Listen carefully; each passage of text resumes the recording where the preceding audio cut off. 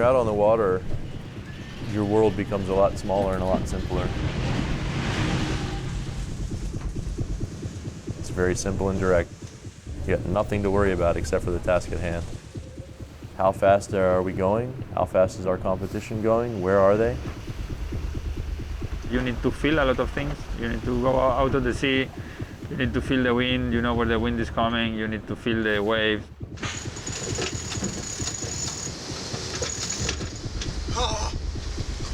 It's not a game about who's the biggest and who's the strongest. It's a game about who's got the willpower and the fortitude and the decision-making skills to make it happen.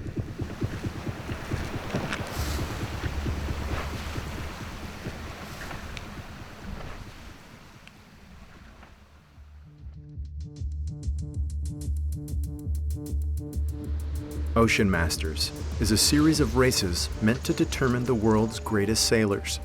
This first race spans nearly 4,000 miles of open ocean from New York to Barcelona and is the harsh proving ground for the 2016 Barcelona Around the World race, the Super Bowl of sailing.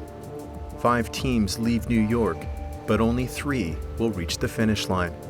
We hitched a ride with Team Hugo Boss to see what it takes. It's going to be uncomfortable on the boat.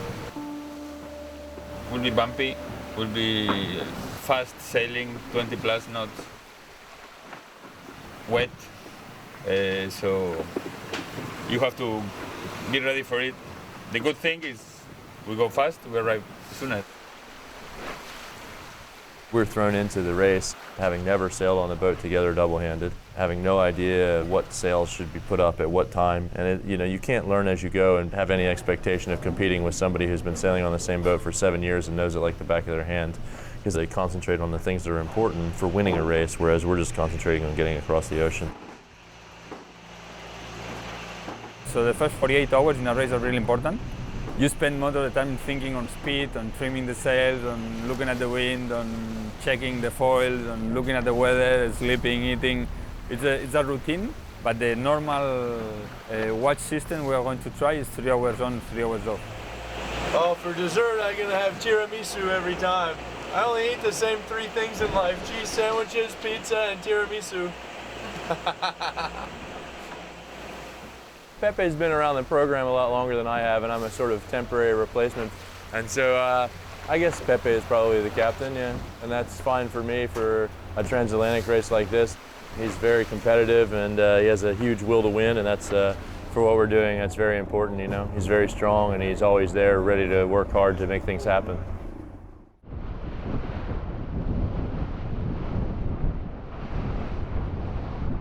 Ryan!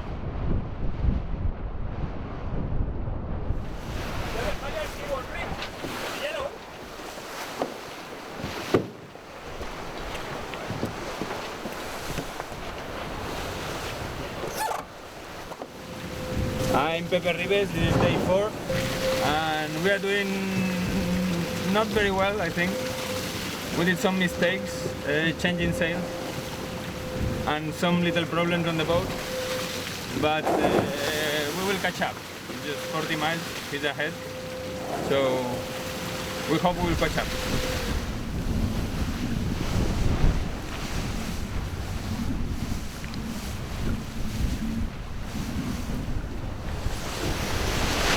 Thus far, we've had all manner of conditions, really breezy and a bit shitty to this beautiful weather we have right now with like 12 to 14 knots of breeze.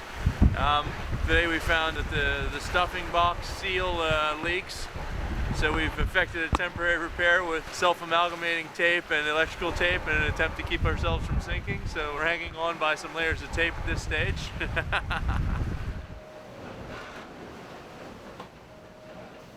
Ryan and Pepe lose time to repairs and missed opportunities, falling even further behind Team Saffron, while Team Neutrogena is on their heels in a close 3rd place. 76 miles separation. 76 miles.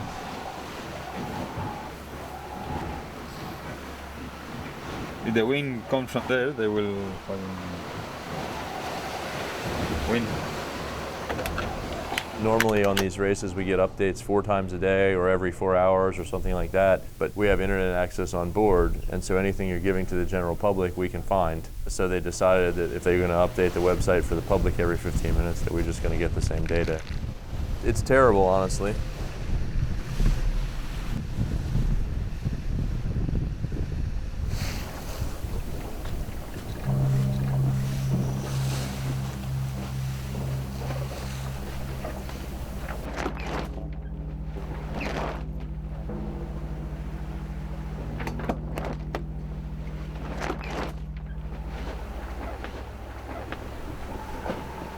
We're moving now.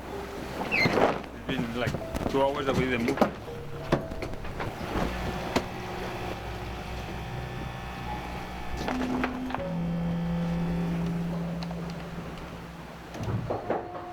In order to win, you have to be working all the time, 24 hours a day. We're supposed to have 3 hours on, 3 hours off, and during that period of time, you're supposed to be getting 3 hours of sleep, but it's never the case. You don't have any downtime. And because one person may be sleeping while the other person is awake and doing things, you don't actually spend that much time talking together. This morning was a bit depressing because when you are racing and no wind, it's really stressful. I hope there will be more opportunities. Just settle the things up, but if we could take relax. Yes. I'm really relaxed. But we've been driving 30 times one way. Yeah.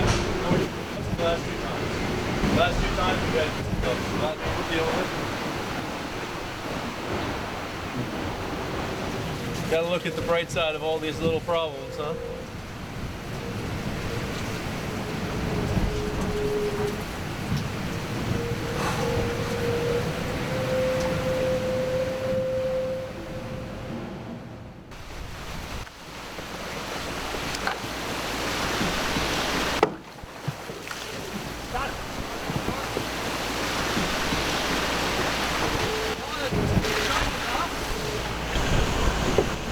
We're not in America anymore, we're in Europe. Brian, Europe. The plane is broken. What does that have to do with Europe? No, it's exciting. All good. I think for him, I'm like the young one who's shown up, and I hope that I'm making a contribution that he finds worthwhile. Pepe said, there's only one reason to lead this lifestyle is to win. He's right. Yeah. Brian is very, very professional. He understands these boats. I think he's a very good sailor, and he's a guy that talks a lot.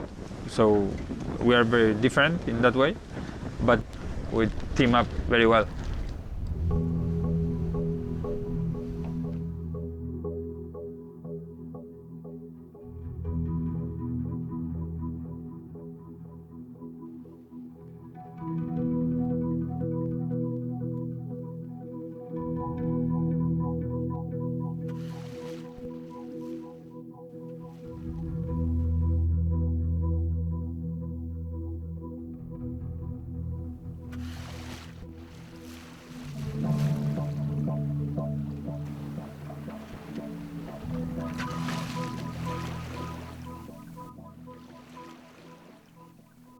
You kind of feel like you're on one of these pathways, especially if you're sailing all these routes that the old clipper ships did.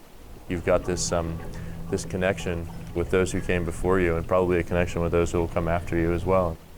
It gives you a sense of your place in time and space that I don't think you can get very easily otherwise. As the teams approach landfall, first-place Team Saffron extends their lead to over 100 miles, the largest lead they've commanded since the race began. This is day 11 of the New York-Barcelona race. We're really happy to start to sail into warmer weather, like sunny, no clouds. Team Neutrogena, the third-place team skippered by Guillermo Altadí, pulls within sight. We were catch up by Guillermo at Neutrogena quite a lot. And I think we jibed in the right spot and a bit of luck, of course, always. Better lucky than good. And we have dropped him a couple of miles. I think not big deal because she will be back, but we take it.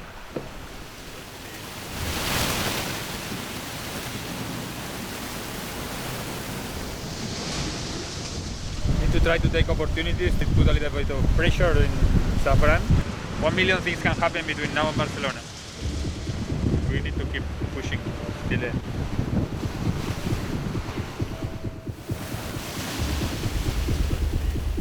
Ryan and Pepe receive a radio message from Safran, the team in first place.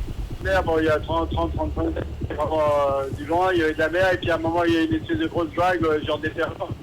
Du coup le bateau est monté, moi je suis monté aussi bien sûr, et le bateau étant plus lourd, il est descendu plus vite, et puis moi j'étais à 1 mètre au-dessus, ou je sais pas, mais enfin plus haut. Safran's captain suffered 4 broken ribs, forcing them to retire from the race and dock in the city of Cadiz, Spain. Shame for them. With less than 600 miles to go, Ryan and Pepe are in first place.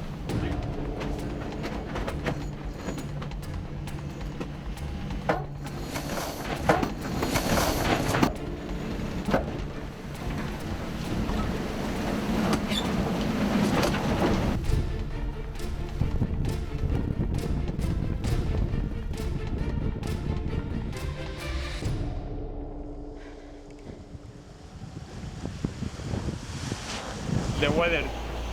This is the typical kind of weather of here. 40 knots at the beginning, 10 here, and tonight 0. That's the main.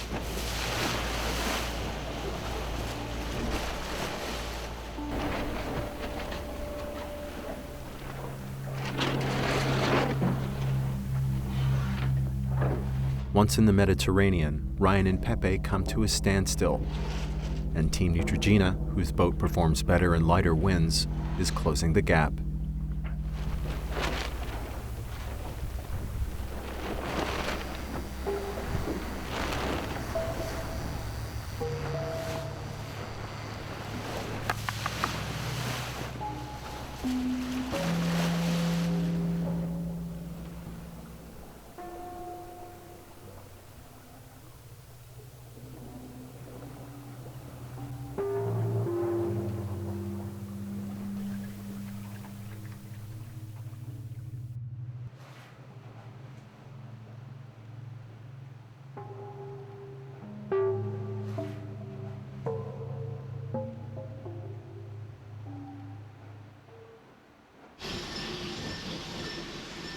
We sort of got caught with our pants down a little bit.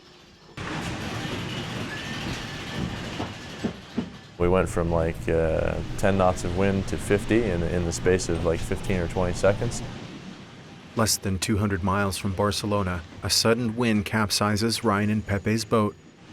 The wind came from behind the sails and knocks the boat over.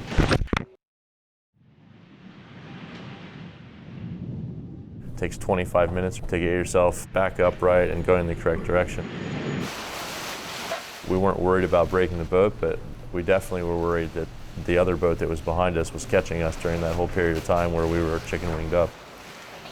Ryan and Pepe lose precious time as they right the ship and get back on course. Just want to get done. Just want to have this over with.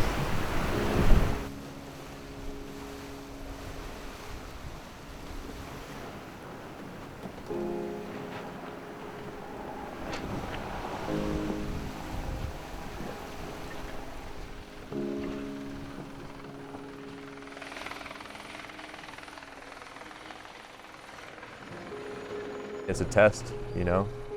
I think this is why people do all of these kind of sports. It's all about being able to push your brain to the limits and overcome the constraints that you place on yourself in terms of thought more than anything else.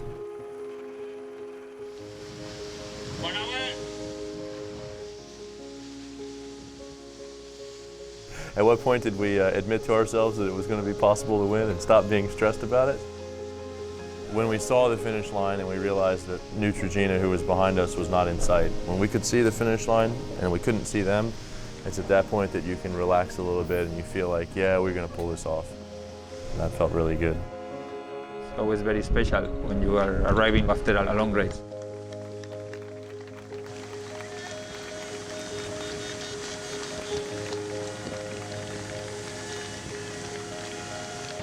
What was the hardest thing?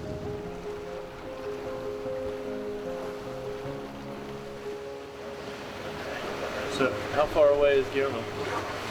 10 miles. We've been watching him every 15 minutes for 15 days.